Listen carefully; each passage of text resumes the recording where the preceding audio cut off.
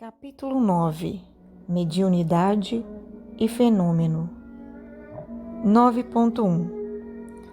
Era considerável o número de amigos encarnados, provisoriamente libertos do corpo físico pelo sono, que se congregavam no vasto salão. Em primeiro lugar, junto da mesa diretora, onde Alexandre assumiu a chefia, instalaram-se os alunos diretos e permanentes do generoso e sábio instrutor. Distribuíam-se os demais em turmas sucessivas de segundo plano. Calculei a assistência de companheiros nessas condições em pouco mais de 100 pessoas, aproximadamente, exceção dos desencarnados que acorriam até ali em mais vasta expressão.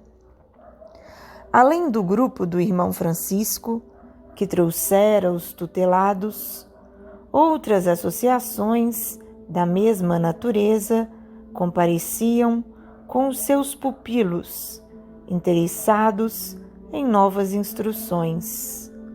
Observei, porém, uma particularidade: somente os aprendizes comprometidos com Alexandre podiam relacionar suas dúvidas, pedidos e indagações, não em sentido verbal, mas por consultas que eram previamente transmitidas a eles antes de iniciar a dissertação. Atendendo-me à curiosidade, Sertório, que se mantinha a meu lado, explicou atencioso. 9.2. Há muitas escolas deste gênero para os encarnados que se dispõem a aproveitar os momentos do sono físico. É natural que aos discípulos permanentes desse ou daquele setor caiba o direito de interrogar. Como vemos, não há particularismos. Trata-se de uma questão de ordem dos serviços, mesmo porque os aprendizes de comparecimento eventual terão direitos outros, por sua vez, nos núcleos a que pertencem. Satisfeito pelo esclarecimento, indaguei: qual o tema da noite? Há programa pré-estabelecido? Há sempre plano organizado para o trabalho, respondeu. Contudo, os temas são improvisados por Alexandre, depois de receber as indagações e consultas dos frequentadores habituais. O orientador examina atentamente as questões suscitadas pela maioria e fornece instruções de modo a satisfazer igualmente aos assuntos com minoria de interessados.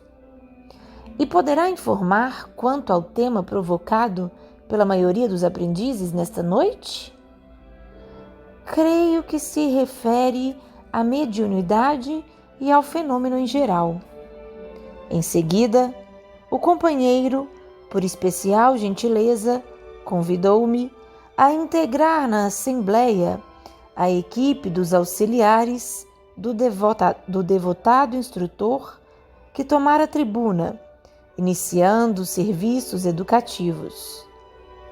Mais do que em outras ocasiões, realçava-lhe a figura venerada e imponente. Irradiando a luz que lhe era própria, Alexandre dominava a reunião de trabalhadores e estudantes, não pelo magnetismo absorvente dos oradores apaixonados, mas pela bondade simples e pela superioridade sem afetação. Todas as atenções centralizadas nele, começou a explanação com uma rogativa ao Senhor, suplicando-lhe o dom de compreender o auditório e de ser por ele compreendido. Era tocante e nova para mim semelhante oração, inteiramente espiritual e sem o mínimo laivo de personalismo.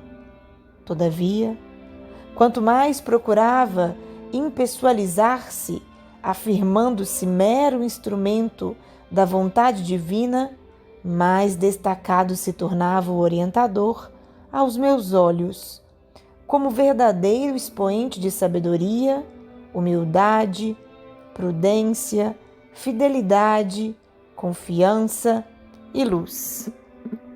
9.3 Fim da oração comovedora, começou a falar dirigindo-se aos ouvintes com palavras firmes e diretas. Irmãos, prosseguindo em nossos trabalhos, comentaremos hoje vossos pedidos de orientação mediúnica, em face das dificuldades que se vos apresentam na luta de cada dia e que classificais como impedimentos de natureza psíquico-fisiológica. Desejais realizações generosas nos domínios da revelação superior. Sonhais conquistas gloriosas e realizações sublimes. Entretanto, há que corrigir vossas atitudes mentais diante da vida humana. Como intentar construções sem bases legítimas, atingir os fins sem atender aos princípios?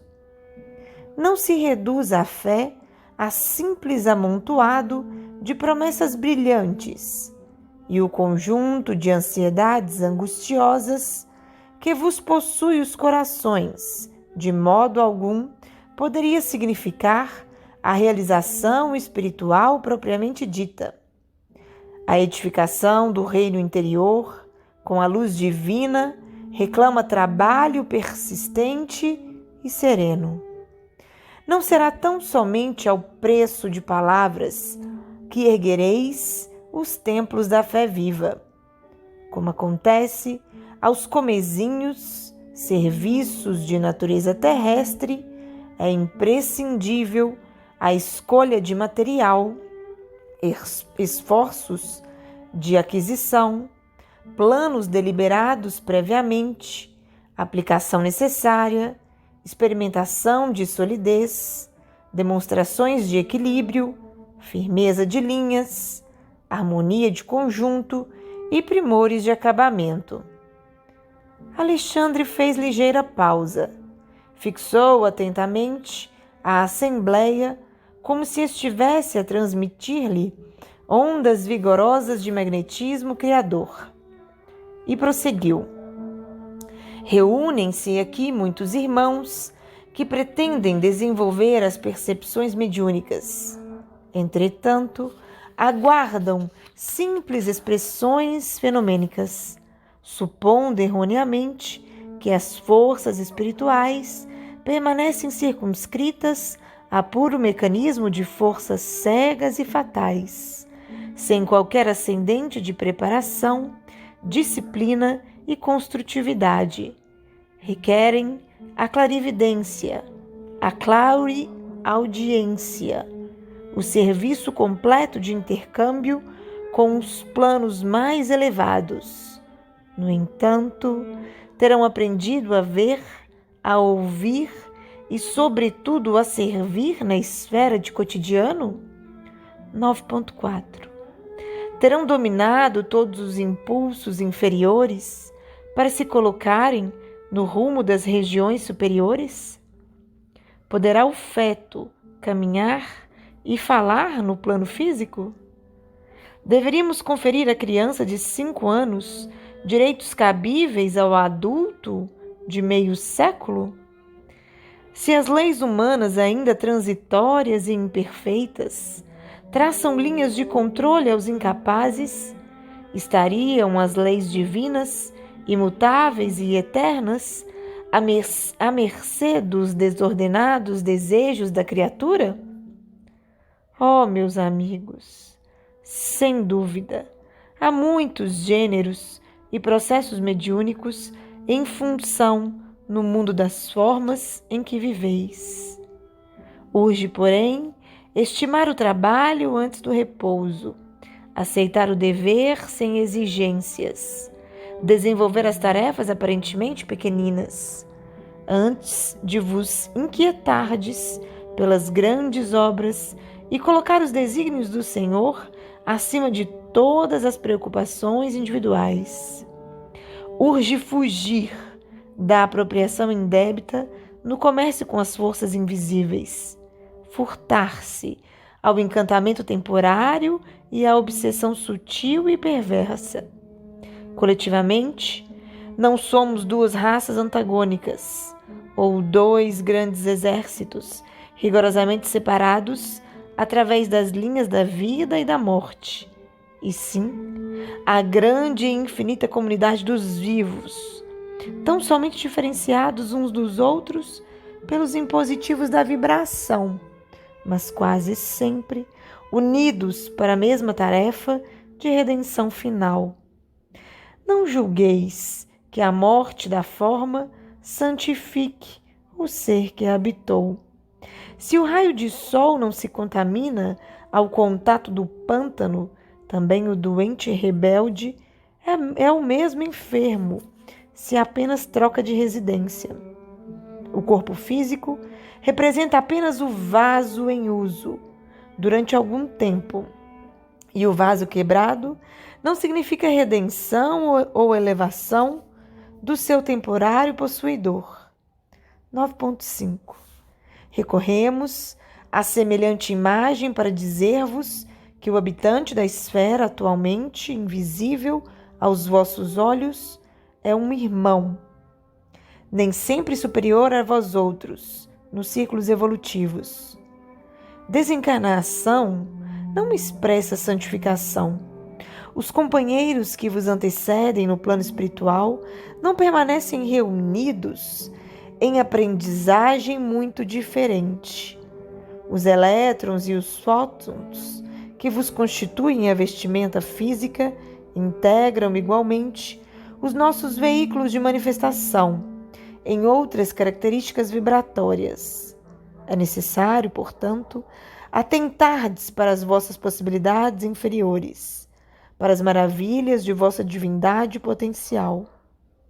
Em vossos desejos insopitáveis de intercâmbio com o invisível, naturalmente anelais a aproximação da sociedade celeste. Esperais a revelação da verdade divina, a par de elementos insofismáveis, de certeza tranquila. Entretanto, para isso é indispensável organizar e desenvolver vossos valores celestes como criaturas celestiais que verdadeiramente sois. Todo um exército de trabalhadores do Cristo funciona em cada núcleo de vossas atividades relativas à espiritualização, convocando-vos ao sentimento iluminado, à virtude ativa, ao departamento superior da vida íntima. Todavia, é ainda muito forte a vossa tendência de materializar todas as expressões do espírito, esquecidos de espiritualizar a matéria.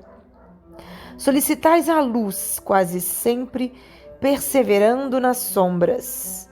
Reclamais felicidade, semeando sofrimentos. Pedes amor, incentivando a separação. Buscais a fé, duvidando até de vós mesmos. A possibilidade de comerciar emoções com as esferas invisíveis que vos rodeiam não representa de modo algum a realização espiritual imprescindível à edificação divina de cada um de nós, porque o problema de glória mediúnica não consiste em ser instrumento de determinadas inteligências, mas em ser instrumento fiel da divindade. Para que a alma encarnada efetue semelhante conquista, é indispensável desenvolva os seus próprios princípios divinos. A bolota é o carvalho potencial. O punhado de sementes minúsculas é o trigal de amanhã. O germe insignificante será em breves dias a ave poderosa cortando amplidões.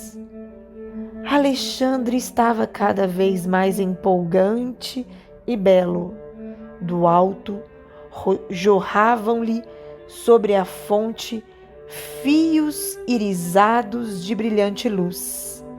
9.8 Mediunidade, prosseguiu ele, arrebatando-nos os corações, constitui meio de comunicação, e o próprio Jesus nos afirma: eu sou a porta.